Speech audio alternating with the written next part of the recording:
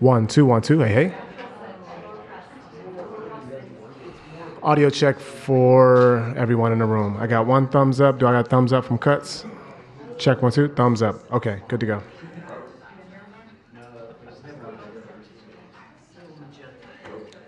As a quick reminder, can everyone put their phones on silent, please, or turn your ringers off?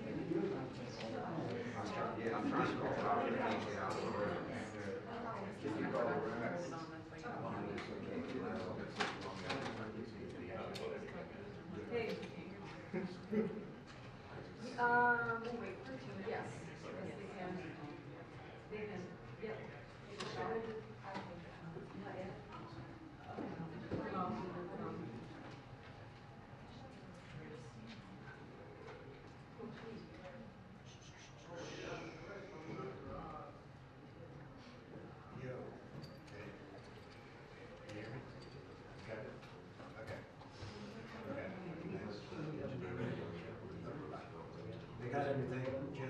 That's tomorrow's check. They got everything.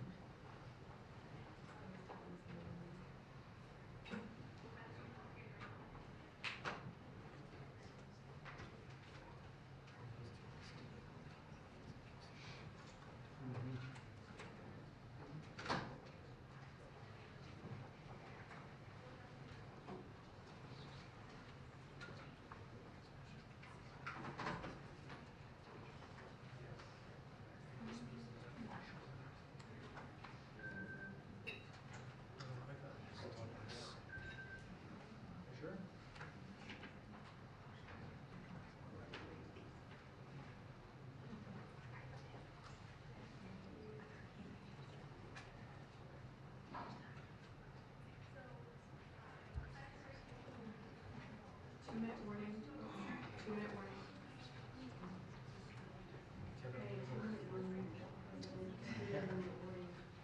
Good choice. Yes, 2-minute warning.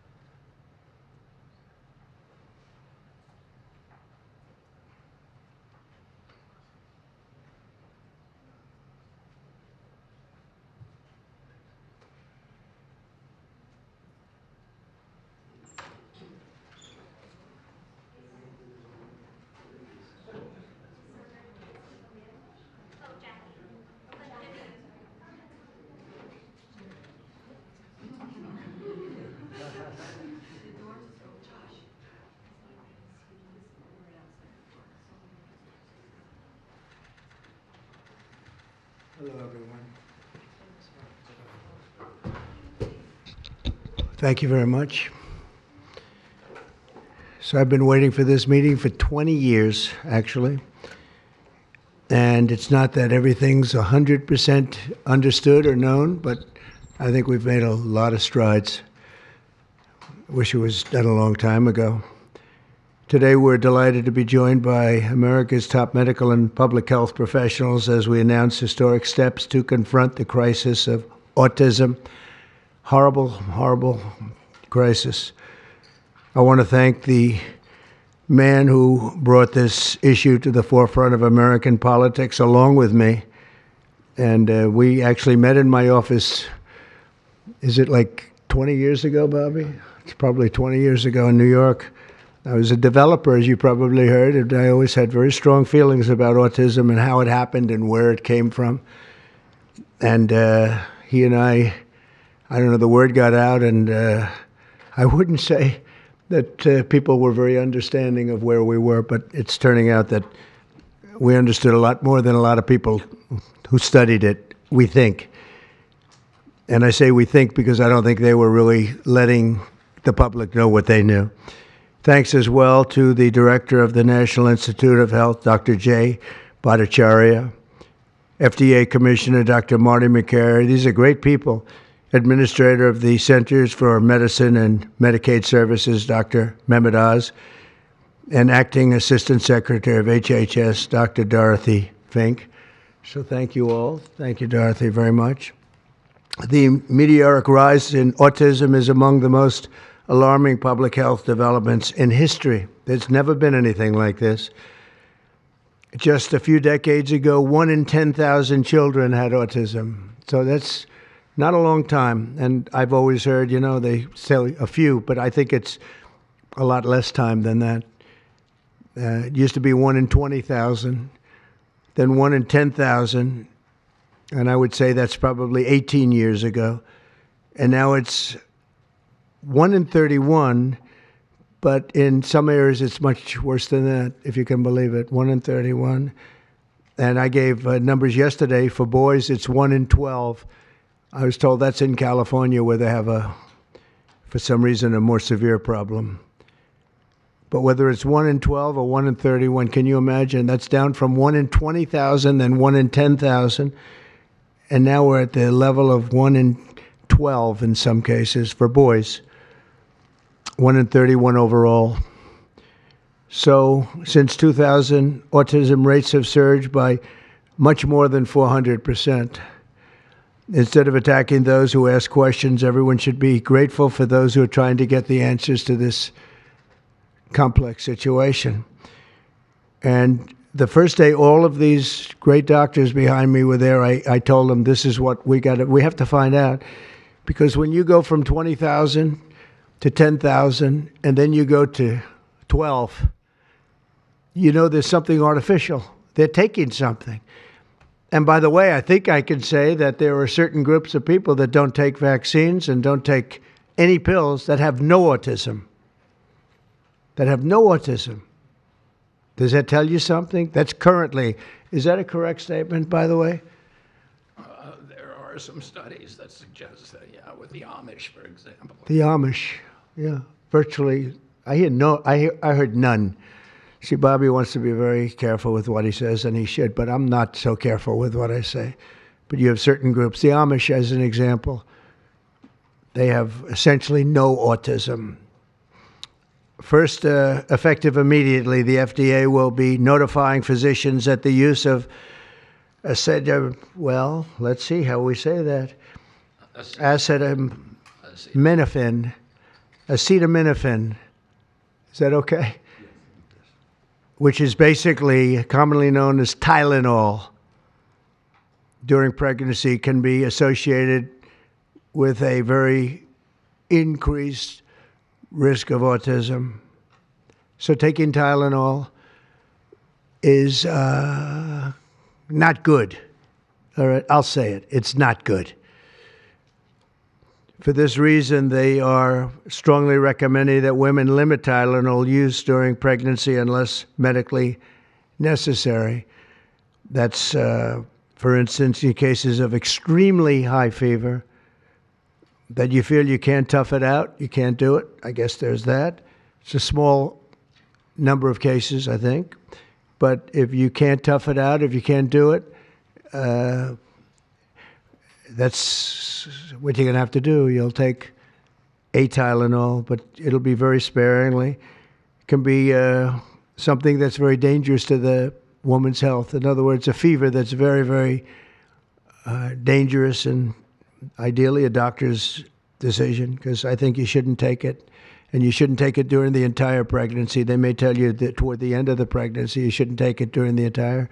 And you shouldn't give the child a Tylenol every time he's born and he goes and has a shot. You shouldn't give a Tylenol to that child. All pregnant women should talk to their doctors for more information about limiting the use of this medication while pregnant. So ideally, you don't take it at all. But if you can't tough it out, or if there's a problem, you're going to end up doing it. The other thing that I can tell you that I'll say that they will maybe say at a little bit later date, but I think when you go for the shot, you do it over a 5-time period. Take it over 5 times or 4 times, but you take it in smaller doses and you spread it out over a period of years. And they pump so much stuff into those beautiful little babies. It's a disgrace. I don't see it. I think it's very bad. They're pumping, it looks like they're pumping into a horse.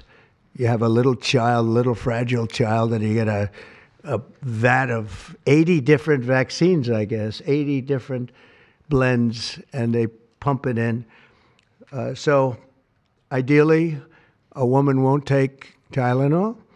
And on the vaccines, it would be good instead of one visit where they pump the baby, load it up with stuff, you'll do it over a period of 4 times or 5 times. I've been so into this issue for so many years just because I couldn't understand how a thing like this could happen. And it's artificially induced. It's not like something that when you go from all of those, healthy babies to a point where I don't even know structurally if a country can afford it.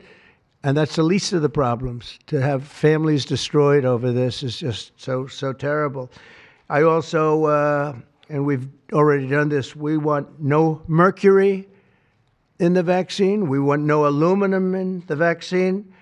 The MMR, I think, should be taken separately. This is based on what I feel, the mumps, measles, and all the 3 should be taken separately.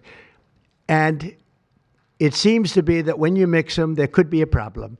So there's no downside in taking them separately. In fact, they think it's better, so let it be separate. The chicken pox is already separate, because when that got mixed in, I guess they made it 4 for a while, it really was bad. So they make chicken pox.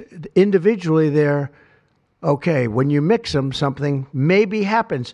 So there's no downside in doing it. It's not like, if you do it, bad things. No, it's only good side. And it may not have that much of an impact, but it may have a big impact.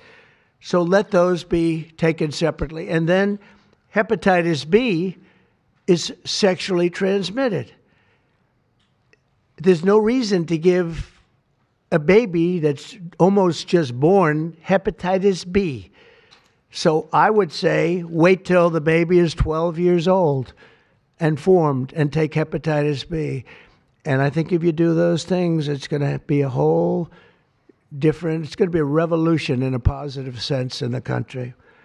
The FDA will be updating the label of an existing drug to reflect potential benefits in reducing some autism symptoms. This gives hope to the many parents with autistic children that it may be possible to improve their lives. That's one of the things that I'm very, very happy about. I mean, this was mostly going to be on how not to have the child affected, but we've learned some pretty good things about certain elements of genius that can be given to a baby, and the baby can get better.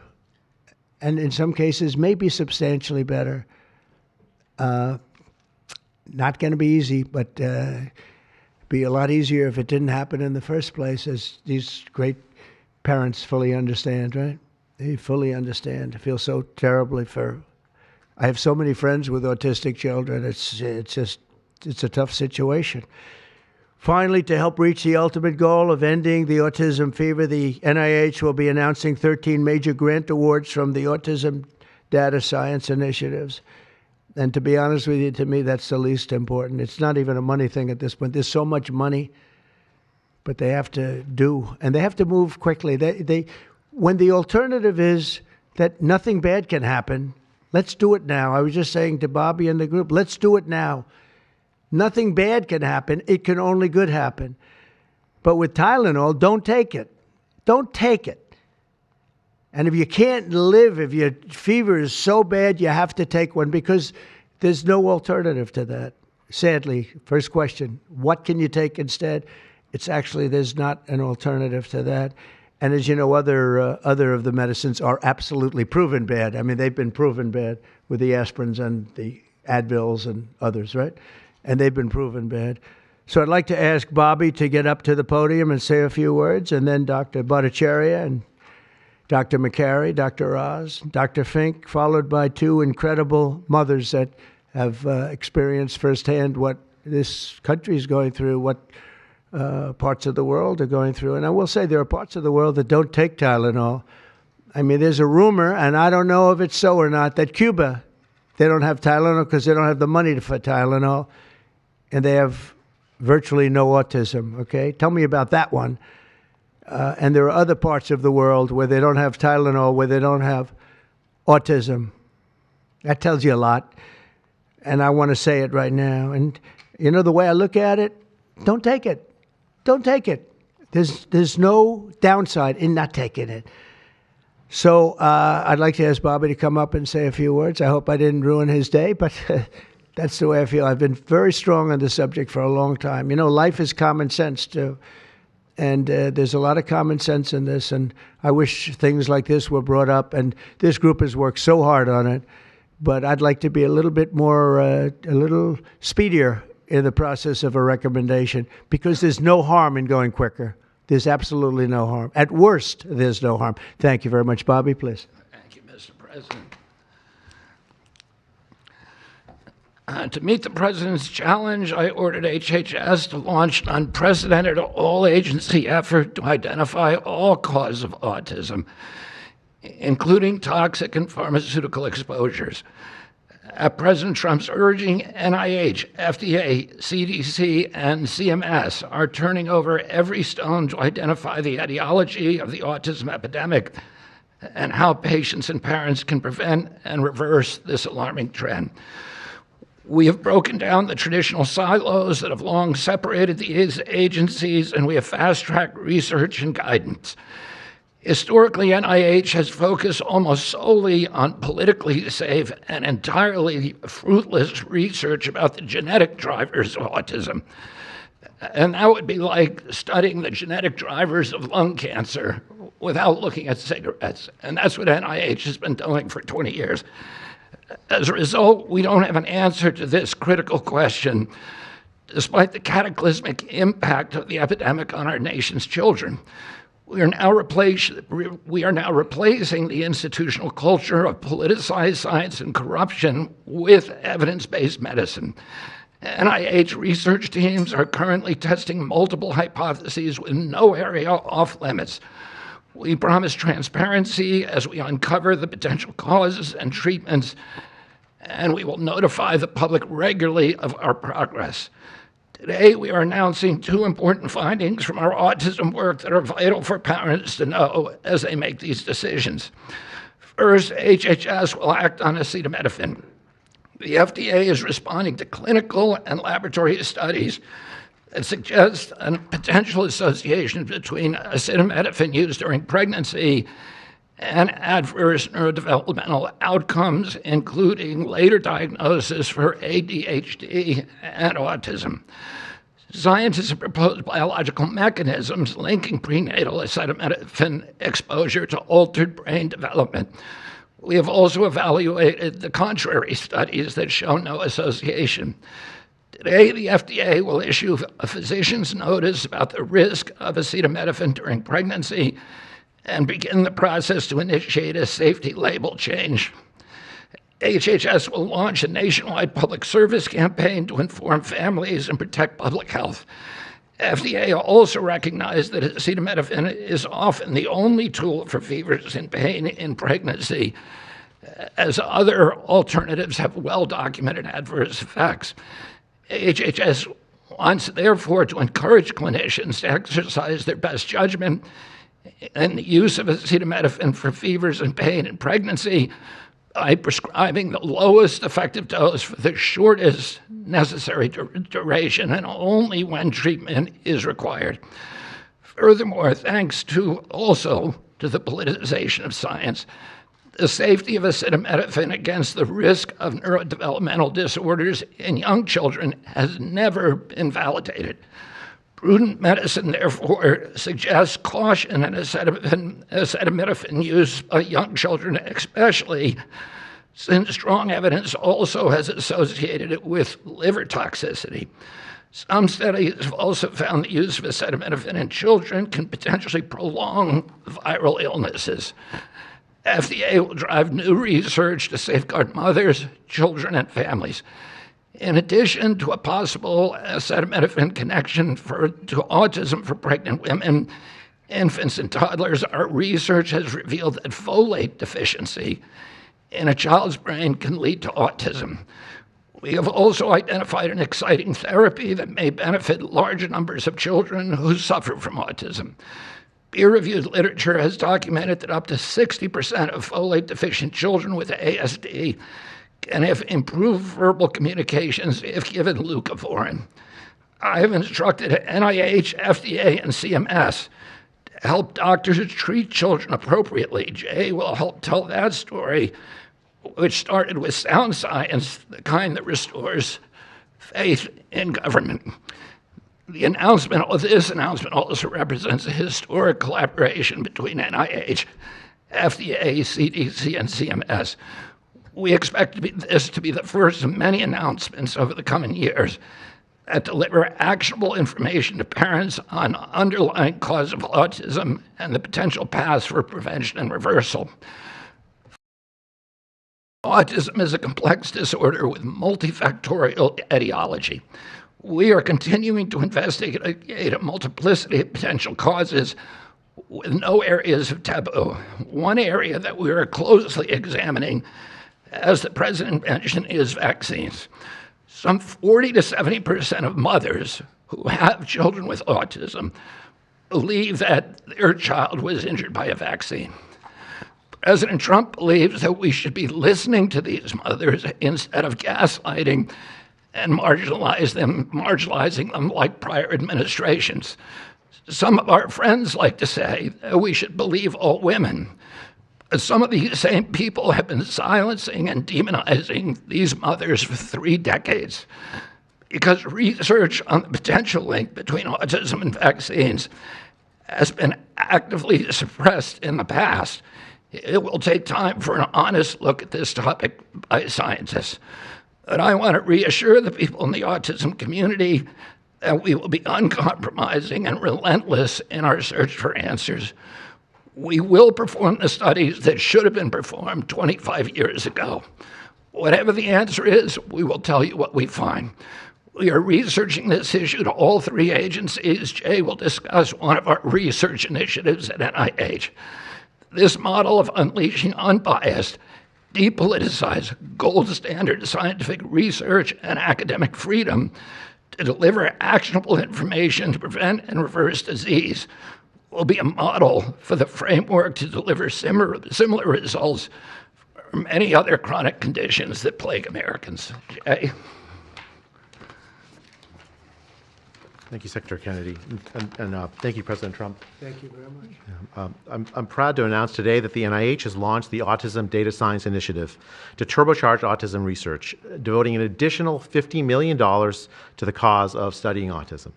Nearly 250 research teams from across the country applied, sent in their applications, and were peer-reviewed by the NIH review panels. The NIH peer reviewers chose the 13 best projects focused on root causes and therapies, with replication and validation studies to guarantee gold standard science. The studies feature a new kind of science called exposomics, where scientists consider environmental and medical factors, nutrition, events during pregnancy, in combination with biology and genetics to answer vital questions about autism. Science like this, conducted in partnership with families and physicians, is the best way to arrest and reverse the autism epidemic. Autism spectrum disorder encompasses a very wide range of symptoms, ranging from mild difficulties with social interactions to profoundly autistic children who experience severe disabilities in speech and behavior. Given this wide range of symptoms across the spectrum, it seems certain that there will be a wide range of biological contributors to explaining the cause. The great thing about the new NIH initiative on autism is that scientists will use rigorous advanced methods in causal inference, machine learning, organoids, and other fresh approaches to the problem. The sharp rise in the prevalence of autism deserves an urgent response by the scientific community. As Bobby said, the NIH has invested a lot of money to study autism over the years, but the research has not produced the answers that families and parents of autistic children deserve, and autistic children themselves deserve. For too long, it's been taboo to ask some questions for fear the scientific work might reveal a politically incorrect answer. Because of this restricted focus in scientific investigations, the answers for families have been similarly restricted, often pointing families to behavioral therapies that don't work for every kid or suggest non-modifiable genetic factors as the cause. But genetics alone can't explain such a sharp rise in autism prevalence over just a few decades, as the president said. In coming months and years, as NIH scientists learn more that can help autistic children and their families, we won't delay.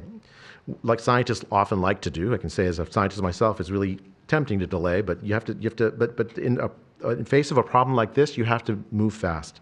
But we will not delay before telling American people about what we find, and we will win the public trust with transparency and rigor. Already, our broadened focus on autism research has pointed to 2 items that will help families prevent and treat some cases of autism. I'll leave the good news on these 2 items to my close friends and colleagues, Dr. McCary and Dr. Oz. We've been working together closely on this problem for the past 6 months, and our cooperation represents an unprecedented collaboration with Secretary Kennedy's Department of Health and Human Services and with President Trump. I'm delighted to introduce Dr. Marty McCary, Commissioner of the Food and Drug Administration, who will tell you about these announcements of practical help for families with autism. Great, thank you, Dr. Bhattacharya. Mr. President, this is the start of a historic shift in medical culture. This administration is working together to ask big questions about why our nation's children are getting sick so fast. Too often, medicine is doing small little studies, giving us answers we already knew. But we've got to make a difference. You've given us a charge to identify root causes, and we are not going to stop so that we can end the suffering we are watching. And if you've seen a kid with autism, with severe autism, it's hard to watch. Kids get frustrated, they get angry, they can be crying because they want to speak and they can't speak. It's hard to watch, and it may be entirely preventable. For an epidemiologist, that child is an expanding statistic. But for a child, it can be brutal to have autism. Today, the FDA is taking action to update the label on acetaminophen and sending a letter to all U.S. doctors letting them know about the risks in pregnancy. We now have data we cannot ignore. There's a very large study, the Boston Birth Cohort, with researchers that have, from Johns Hopkins, my former institution, and Boston University, found quote-unquote consistent associations between acetaminophen in pregnancy and autism. And the Nurses' Health Study with researchers from Yale, Columbia, and Harvard looking at 9,000 kids found that acetaminophen use in pregnancy was associated with neurodevelopmental disorders. And 4 weeks ago, a Mount Sinai Harvard study reviewed all the existing literature and found the overwhelming body of evidence points to an association. Sure, you'll be able to find a study to the contrary. That's how science works. But to quote the dean of the Harvard School of Public Health, there is a causal relationship between prenatal acetaminophen use and neurodevelopmental disorders of ADHD and autism spectrum disorder. We cannot wait any longer. And honestly, there's been this perfunctory, reactionary, mindless practice in medicine. I learned it in medical school and residency. Just treat all fevers, low-grade fevers, treat them with acetaminophen. Why? What are we doing? A study out of Hopkins actually showed that treating a fever can prolong the duration of illness in a young kid. Maybe that's because a fever is a body's natural way of ridding an infection. When my wife was pregnant and delivered our son a few months ago, they pushed her to take acetaminophen for a low-grade fever. She said no, and then they looked to me and I said, absolutely no. I'm also here to announce good news. Today, the FDA is filing a Federal Register notice to change the label on an exciting treatment called prescription leucovorin so that it can be available to children with autism. You know, autism may also be due to an autoimmune reaction to a folate receptor on the brain, not allowing that important vitamin to get into the brain cells. It's a fairly established, mature pathway. Again, we have a duty to let doctors and the public know we are going to change the label to make it available. Hundreds of thousands of kids, in my opinion, will benefit. One study found that with kids with autism and chronic folate deficiency, 2/3 of kids with autism symptoms had improvement, and some marked improvement. Mr. President, you told us to do what's medically right, to go bold, and not worry about the corporations and the lobbyists. So that's what we're here doing today. Thank you, Mr. President. Good, thank you. Thanks, Marty. I think you all appreciate the passion in the President's voice. We've been hearing that since the inauguration. In fact, even before the inauguration, the President was upset about what he spoke to today. And so together with Secretary Kennedy, who's made it his life's work to address some of these challenges with autism, they challenged us. In fact, they were harsher than that. They wanted no silos to break down what the NIH would do, what the FDA would do, what CMS would do. They insisted that the physician leaders bust through the clutter because their agencies had the power if we didn't do what every other prior administration had done, which is to let people function within their siloed environments. Because of that, in historic fashion and a very accelerated manner, we have a response today to the autism crisis. It is the first of several chapters, but this is breaking news. You've heard some of it. The response to the autism crisis is going to continue to come to you under Secretary Kennedy's leadership, and the President wouldn't have it any other way, as you've heard. The FDA, based on NIH research, is approving prescription leucovorin for treatment of autistic children. Now, if you're following the script, there should be two questions that you have, two questions that should come to your mind. The first is, how will patients and parents get access to the treatment? I'll tell you how. Over half of American children are covered by Medicaid and CHIP, government health insurance, over half. And therefore, because they're covered in Medicaid and CHIP, upon this label change by Marty, state Medicaid programs in partnership with CMS will cover prescription leucovorin around the country. It's yours, but you have to go to a doctor to get a prescription because they know your child, they know you, and they know the medication. States will also have tools to monitor its use and ensure appropriate utilization. That's important for a bunch of reasons because we want the right kids getting the right prescription medications. We believe private insurance companies will rapidly follow our lead if they have not already done so. And again, to make sure that this is safe and effective treatment, you need a physician to prescribe the medication because it's on prescription. Second big question. How are we going to collect clinical data to answer the big questions that the President's asking and the Secretary insists that we offer? CMS is also issuing guidance to convene states and existing research networks to support NIH and FDA in their research efforts of prescription leucovorin, while also maintaining the privacy of all patients, all health information of our beneficiaries. Collecting real-world data, which is what many of you have been asking us to do in the community, is fast, it is life-saving, and we'll get answers based on what happens over the next few months with this approach. The aggressive approach, and it is aggressive, demanded by the President and by the Secretary, have already identified risk factors and opened the door for the first FDA-recognized treatment pathway for autism. It is the first of its kind, and it wouldn't have happened without the leadership of the President and the Secretary. The five-fold increased prevalence of autism over the past 25 years demands a rapid response. The average clinician, researcher, we spoke to many, thought it would take 5 years to get this data. Parents are unwilling to wait 5 years. The President is unwilling to wait 5 years for these results. So the President and the Secretary are acting today with this tri-agency move. The administration's bold actions investing in groundbreaking research follow the science, They restore trust, which has been lacking, and they will change the trajectory for millions of American families. Mr. President, God bless you for being brave. Thank you very much. So let me introduce Dr. Fink, who's acting administrator, and after Dr. Fink, we've got some wonderful women, Jackie and Amanda. I know it's going to be tough, but if you can make some comments about this historic day, God bless you. Thank you, Mr. President, for this opportunity to speak with all of you today. As a pediatrician and mom, I am here today to talk about what this announcement means for the millions of moms and dads who are faced with the choice of whether to take acetaminophen during pregnancy. It's hard to hear information that challenges the status quo. We are sharing this information not to confuse, but to empower parents to make the best choices when taking medications during pregnancy. We are all concerned about the rising rates of neurodevelopmental disorders, including autism. President Trump and Secretary Kennedy are dedicated to radical transparency so that patients have the best, most up-to-date information. We are also sharing this information with our nation's doctors, and we encourage you, as always, to consult with your doctor to make the best decision for you.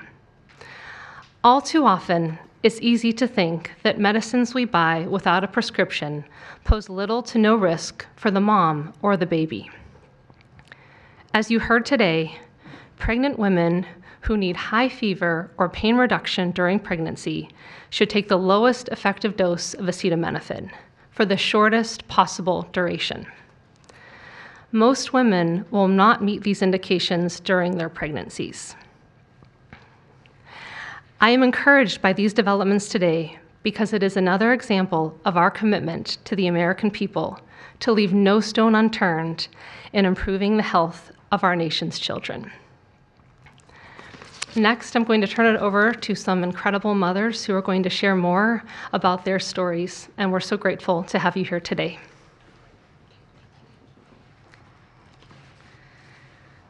Thank you. Thank you, Mr. President and team, for all your work. This is an historic day, and I'm thankful to be here. I have a son who's 5 who is profoundly autistic, and you've probably heard if you've met one autistic child, you've met one autistic child. It's a spectrum, which I don't think the spectrum is helpful, but that's another conversation.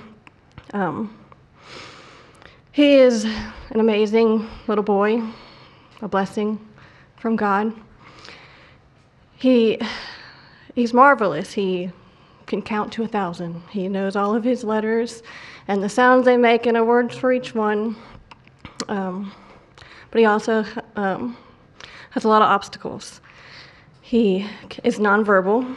He can say those numbers and letters, but there's no communication. Unless you've lived with profound autism, you have no idea. You have no idea. He, like you said, he will get frustrated because he can't speak. It's not even that he can't speak. Sometimes he just doesn't understand what I'm saying. He understands the word no, but he doesn't understand the why behind the no. And that's a huge part of discipline. That's the discipline. So it's very hard to discipline a child with autism, so you have these behaviors. And it's a very hopeless feeling. It's very isolating being a parent with a profound autistic child. Even just taking them over to your friend's house is something we just don't do because, again, they're going to be met with no, no, no, and no understanding of why. And then there's a meltdown. And then you're in a situation where you're just helpless and you're just trying to protect your kid. So it's just better not to do it. You learn your limits, and it's been really hard. This is amazing that we're here today. And no one has been able to point to anything to say this is what caused it, and you can't point to that and say it didn't cause it. I have no idea. I'm completely open. I'm not blaming anything, but I'm open to the discussion and the fact that there's work being done to find answers. I'm very grateful. I was already excited to vote for Mr. Trump anyway, Mr. President, but when we got word of RFK doing his work, I was ecstatic. I could not wait for this work to be done, that somebody would try to find us some answers. I'm just very grateful. I pray for my son every day, and hope that he can get the help that he needs. And just thank you. Thank you. Thank you very much. Thank you, Donna. You take care of yourself. Thank you.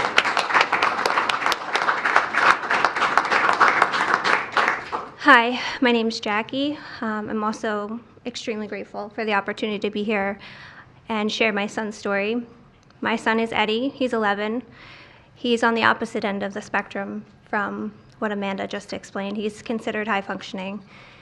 He was not always high functioning. He was nonverbal till the age 4. We've had quite a hard time to get to the place where we are today. I am just so grateful to President Trump and the entire administration for finally listening to moms who have been crying out for help, for answers for years. I've met so many other moms with children on the spectrum in the 9 years since my son's diagnosis, and they all have very similar stories. And they've all just wanted somebody to listen, to not ridicule them or look at them like they were the crazy people. It's hard when you don't have doctors that take the time to really listen and find out when the change happened and what change happened. And it's just, I've been praying for this day for 9 years, and I'm so thankful to God for bringing the administration into our lives. And I'm speechless. This day is a day I never thought would happen. I thought that we would never have an administration that was courageous enough to look into things that no prior administration had. So I'm just here to express my gratitude, and I am looking forward to what comes from this, and hopefully we just get more answers. So thank you. Thank you very much. So I just want to say acetaminophen is basically Tylenol, essentially, because I noticed that term is used throughout this conference. So it's essentially Tylenol. And I just recommend strongly that you don't use Tylenol unless it's absolutely necessary. I understand it's maybe 10% of the women that are pregnant are, would perhaps be forced to use it. And that would mean you just can't tough it out. No matter what you do, you can't tough it out. So that's up to you and your doctor. But there's a very strong recommendation, maybe stronger from me than from the group, because they're waiting for certain studies. I just want to say, I want to say it like it is. Don't take Tylenol. Don't take it. If you just can't, it's just fight like hell not to take it. There may be a point where you have to, and that you have to work out with yourself. So don't take Tylenol. Other things that we recommend, or certainly I do anyway, is, and it's so important to me to see the doctor 4 times or 5 times for a vaccine. Don't let them pump your baby up with the largest pile of stuff you've ever seen in your life going into the delicate little body of a baby. Even if it's 2 years, 3 years, 4 years, you just break it up into, I would say 5, but let's say 4 visits to the doctor instead of 1. And certain things I think you should do. We've already taken out and are in the process of taking out mercury and aluminum now. You know what mercury is. You know what aluminum is. Who the hell wants that pumped into a body? And there were rumors about both of them for a long time. But we're having them taken out. We're having them taken out of the vaccines. Hepatitis B, again, that's sexually transmitted. And we think you should wait. I think you should wait till 12. I'm making these statements from me. I'm not making them from these doctors, because when they talk about, different results, different studies, I talk about a lot of common sense. And they have that too. They have that too, a lot. But I recommend the hepatitis B. Take it at 12. Sexually transmitted. You don't have to give it to the baby when the baby's 2 years old. And there are a lot of theories on that, but not when they're 12. Doesn't seem to be a problem at all. The MMR and the chickenpox. Chickenpox has already been broken out. It's a singular shot. But the MMR is not. And I've heard for years that there's a problem with it. But they say that there's no problem if you do each shot separately, not put together.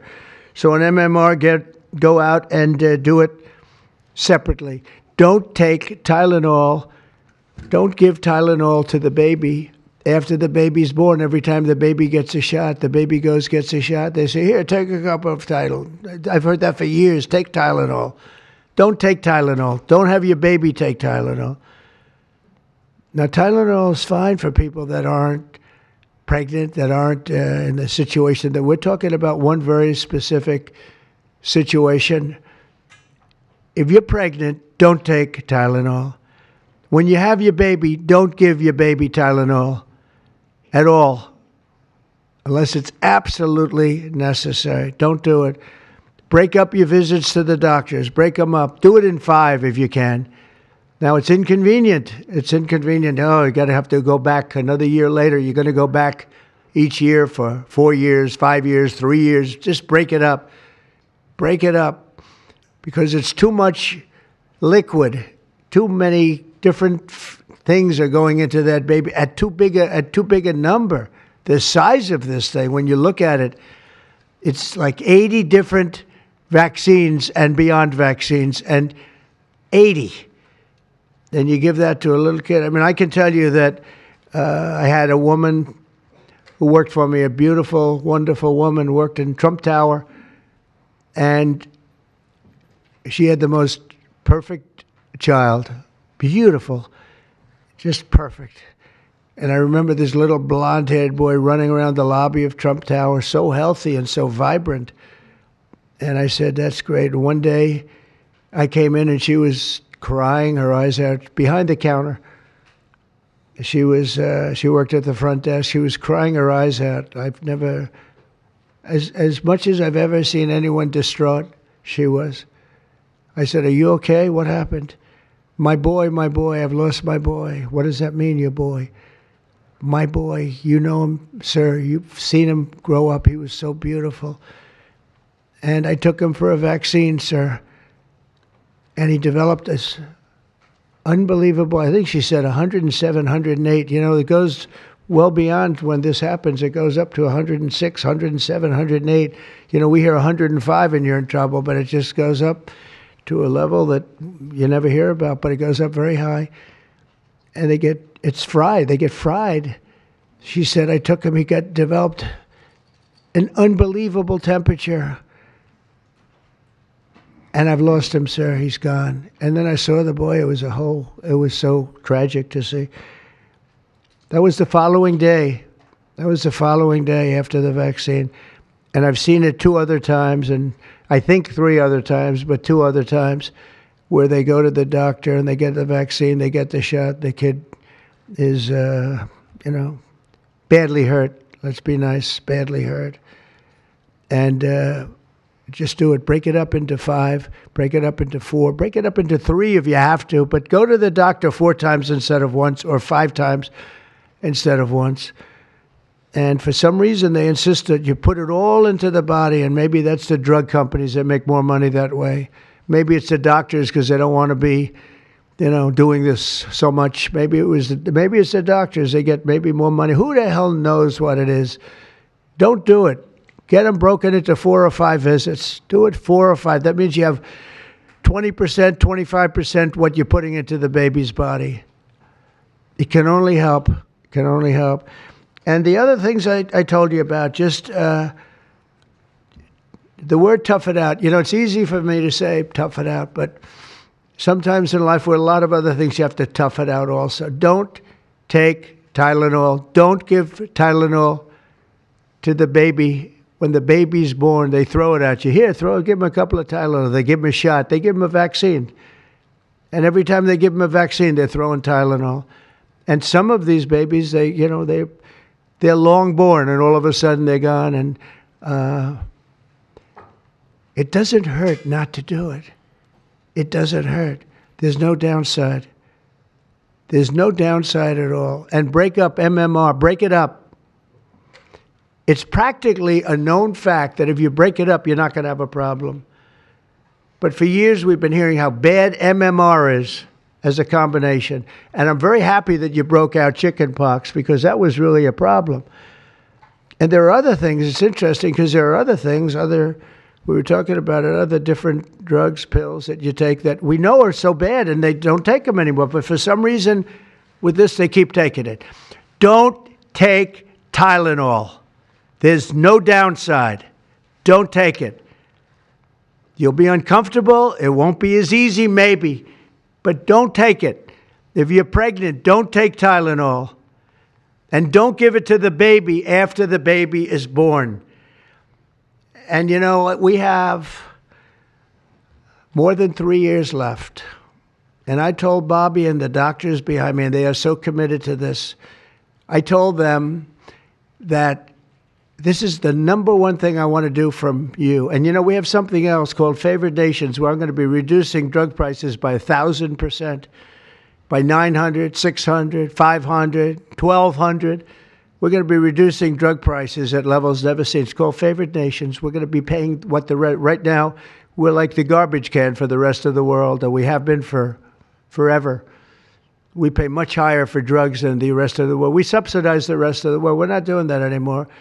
And that's a big thing. That's a big thing. That's bigger than anything. I told the story the other night that I was so proud in my first term that for the final year, drug prices went down 0.25%. And I was so proud. I said, why?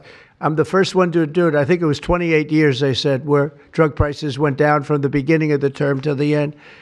And I was so proud. I called a news conference. I said, you know, drug prices have gone down. First time it's happened in 28 years. You know what it was? 0.25%. I was so proud.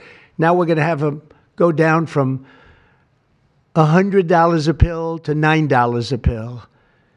From $1,300 for a shot of like an Ozempic or I call it the fat pill or the fat drug. Sometimes it works, I guess, for people. The ones I've seen, it hasn't worked so well. I got a lot of friends, they're fat. They said, yeah, I lost some weight. I said, you don't look it to me. But they paid $1,300, $1,200, and they go to London and they pay $88. And they call me, they go, what's this all about? We're subsidizing the rest of the world stupidly because we have a lot of stupid people in this country running things. And how big is that? But to me, that's nothing compared to autism. I see that gorgeous boy. I have a big present for him in the back. You know, you bring him back. We're going to bring him into the Oval Office. I have the best present he's ever going to get, okay? A big one. I saved it for you, okay? Because I heard you were coming. Look how beautiful he is. So that's it. There's nothing much to say. Don't take Tylenol if you're pregnant, and don't give Tylenol to your child when he's born or she's born. Don't give it. Just don't give it. And we're going to have, I think, really, if you do all the things that I say, break it up. Just break it up. Break up the shots with the doctor. MMRs, as I told you, separate. Chickenpox already separate. You do these things. I'm telling you, I want to, when I leave office, I don't want to have, it's going to be the kind of number that we're hearing where it's 1 in 32 or 1 in 10, because I've heard 1 in 10 also. And in California, it's really bad. I want it to be, let's get it back to maybe 1 in 10,000 or 1 in 20,000 or maybe none in 20,000. And the only way you're going to do that, because this is artificially induced. This is induced by something. You don't go from 1 in 20,000 to 1 in 10,000, then to 1 in 10. That means you're taking something and something's wrong. And I feel very certain, and I know I'll be criticized. Someday they'll look back and they'll say, well, it wasn't, but I think it will. I think we're going to have a tremendous, this is the most important. There's nothing more important than me. We cured inflation that Biden gave us. He gave us so much inflation, the biggest ever in history. We got inflation done. We brought prices down. We gave you the largest tax cuts, all that stuff. It doesn't mean a thing compared to what we're doing today. This means everything. So we're going to save a lot of children from a tough life, really tough life. We're going to save a lot of parents from a tough life. Okay, how about a few questions? Let's just make it on this subject. This is so beyond as a subject that I'd rather not talk about, some nonsense on the economy. And I will say this, The economy is unbelievable. The stock market just hit another record high and all that stuff. This means more to me. Yeah, please. Mr. President, I have one on your announcement, one on vaccines that's also related. Yes. Why do you think we haven't heard more previously about the tie to autism in acetaminophen? Nobody knows. I don't know. Not only that, when you say it, you get attacked. I was saying something similar, not as strongly, because now facts are on our side. But I was saying it with Bobby 20 years ago, and I was attacked. I said, whoa, what was that all about? I had no idea. You get attacked. I don't know. The medical community, the drug companies, doctors. I don't know what it is. All I want to do, I don't care. I don't care about being attacked. It doesn't matter to me. I believe that the numbers at the end of our term or shortly thereafter could be really phenomenal. I want it to go up just like it came down to this horrible level. 1 in 10, 1 in 12. I was told 1 in 10. I was told 1 in 12. Today I heard 1 in 31 if you add the girls and the boys together. It's crazy. And it was 1 in 10,000 and 1 in 20,000. It's not even sustainable for a country. You want to know the truth. And there are other places that don't have it. And they have things in common. And that's called medical research. Yeah, please. Mr. President, I'm curious as you look at the trend lines, yeah, how much of this is the causation of acetaminophen and how much is sort of better diagnosis, doctors, researchers having a better understanding of what is on the autism spectrum? Do you want to do that? Sure, go ahead, Rob. That's one of the canards that has been promoted by the industry for many years, that it's changed diagnostic criteria, better recognition. But there's been study after study done of that completely debunks that. One of them by the Mind Institute at UC Davis, University of California. But also it's just common sense, because you're only seeing this in people who are under 50 years of age. If it were better recognition or diagnosis, you'd see it in 70-year-old men. I've never seen this happening in people my age. I've never seen a case of full-blown autism, and that means profound autism. I want to be very careful. Head banging, stimming, toe walking, nonverbal, non-toilet trained. I've never in my life seen a 70-year-old man who looks like that. You're only seeing it in the kids. It's an epidemic. Thank you, Mr. President. I was hoping that you could clear up confusion for moms and dads across America, many of whom voted for you. There's a statement that was put out by the American College of Obstetricians and Gynecologists, and in their statement, they write, acetaminophen remains a safe, trusted option for pain relief during pregnancy, and that's at odds with what you said and with what many of the experts say. How do you clear up this confusion? That's the establishment. They're funded by lots of different groups. And you know what? Maybe they're right. I don't think they are, because I don't think the facts bear it out at all. They're fighting for something that, in my opinion, they shouldn't be fighting for. But here's the thing. There's no downside to doing, other than a mother will have to, as I say, tough it out a little bit. There's no downside to doing this. It's not like, oh, if you do this, you're going to die. There's no downside. There's no downside to going over a 4-year or a 5-year period or a 3-year period, or even if you space them out for 6 months, you space it out. There's no downside. And that's why I will say the gentlemen behind me, they have very strong views, and they feel that we're right, but they'll have more research done over the next 2 months. I said, well, 2 months is a long time. A lot of people could be saved, and there's no downside to doing it. Everything I said, there's no downside to doing it. It can only be good. And I think you're going to see very good results. That's establishment stuff, and we've been reading that about a lot of things for years. And you know what's happened? We've gone from 1 in 20,000 to 1 in 10,000 to 1 in 32 to 1 in 10. Think of it. 1 in 10 or 12 or 1 in 31. Think of it. 1 in 31 people, young kids, get autism. What is it, Jeff? My question is about leucovorin. You mentioned that as part of your plan. That is also a chemotherapy treatment. Have you been in touch with the drug companies to Why don't increase I have the production doctor about answer that? that? And just, I'm going to throw in my follow-up at the same time. Dr. Oz mentioned that this will be available with CHIP, children who are on CHIP. But the big beautiful bill reduced funding for CHIP and Medicaid by $1 trillion over the next 10 years. Are you concerned that that will impact your ability to get this drug out? I'll explain it to you in a second, but please go ahead. Thank you. Thank you. Leucovorin is not a chemotherapy, but it is a vitamin given with chemotherapy sometimes. And the idea here is that the folic acid receptor in the brain is blocked by some antibody response. It might be 20, 40, 50% of kids with autism. And leucovorin will bypass that blocked receptor. And that's why so many doctors are probably seeing so much clinical improvement on kids with leucovorin. Production. Yeah, we've been in touch with the companies, and they are prepared to ramp up production, and we actually talked to them about a month ago.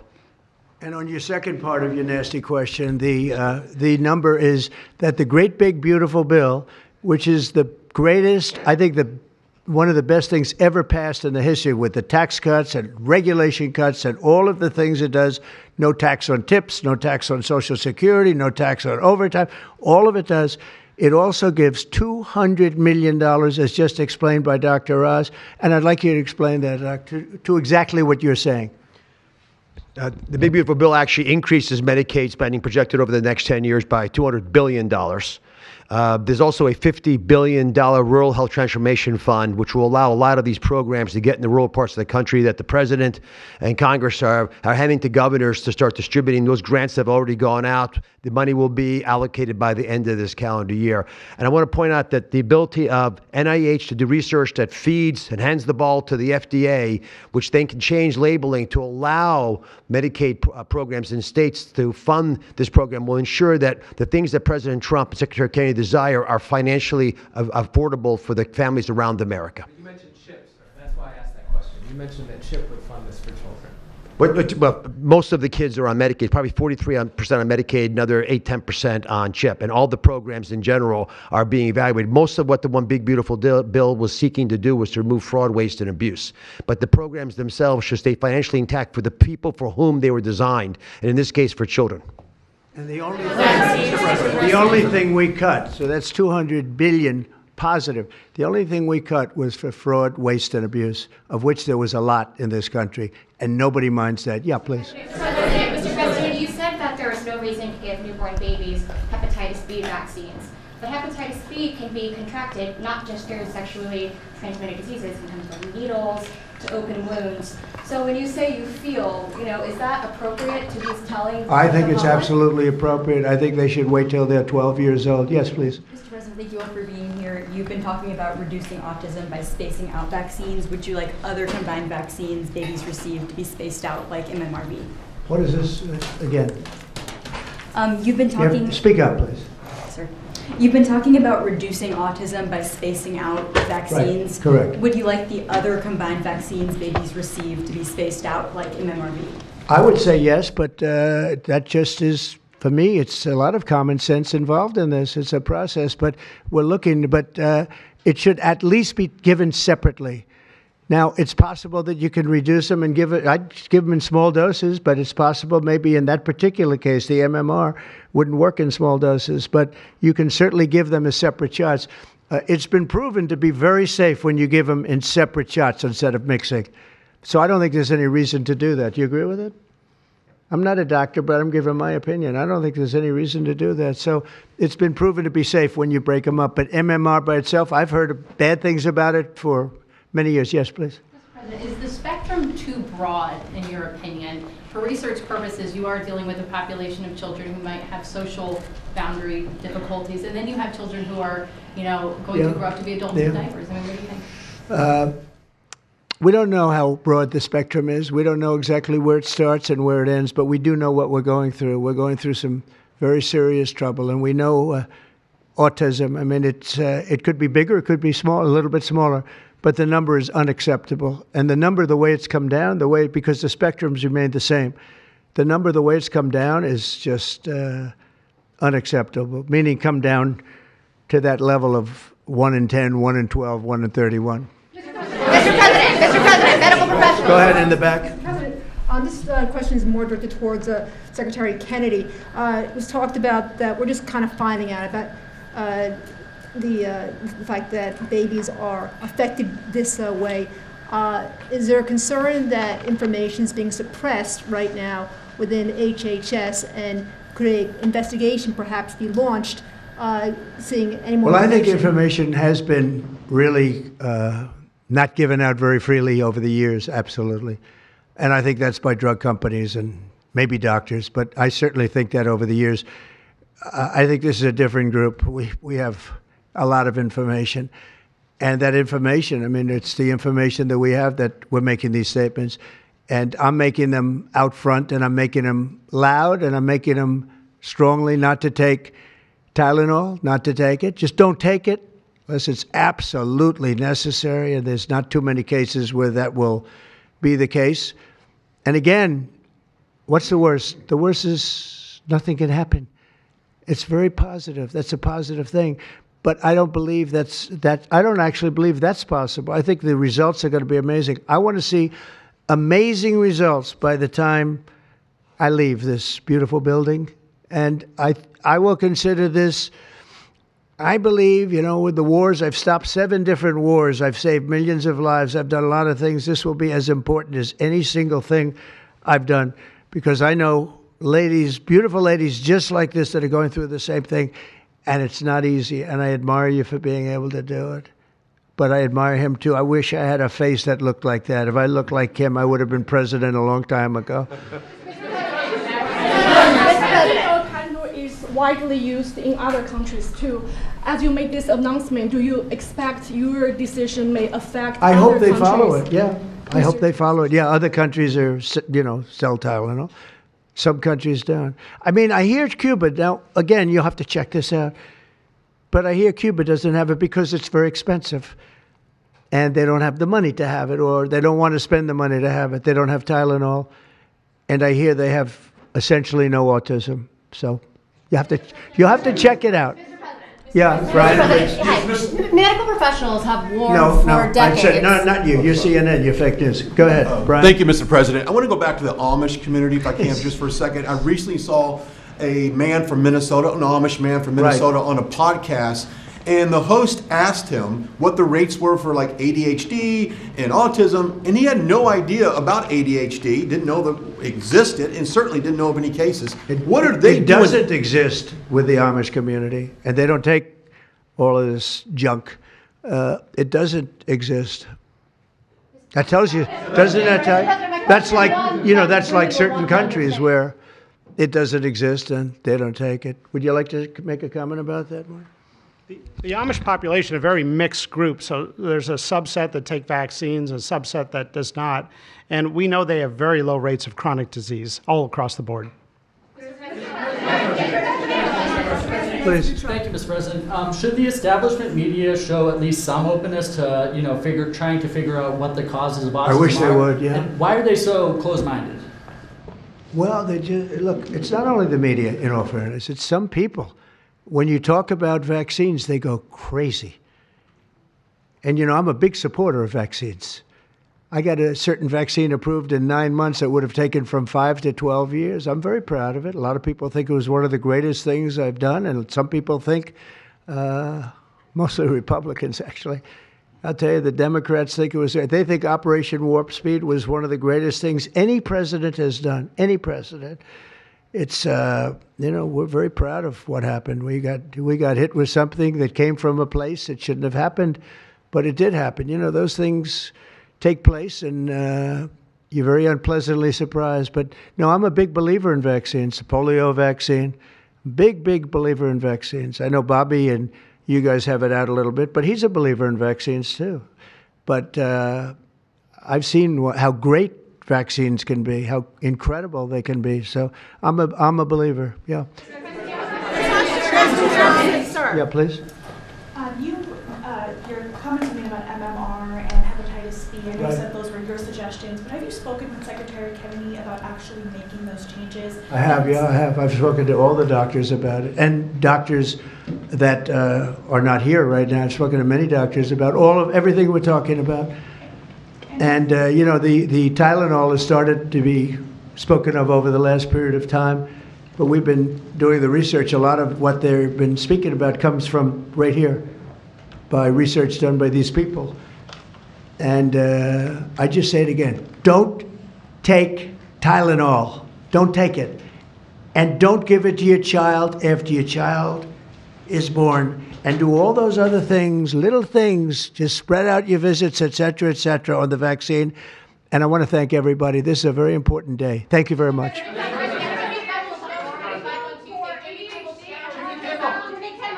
What do you mean with the Democratic leader, sir?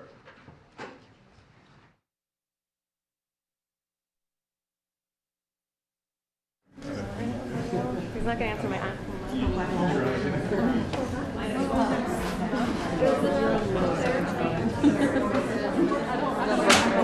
Lost most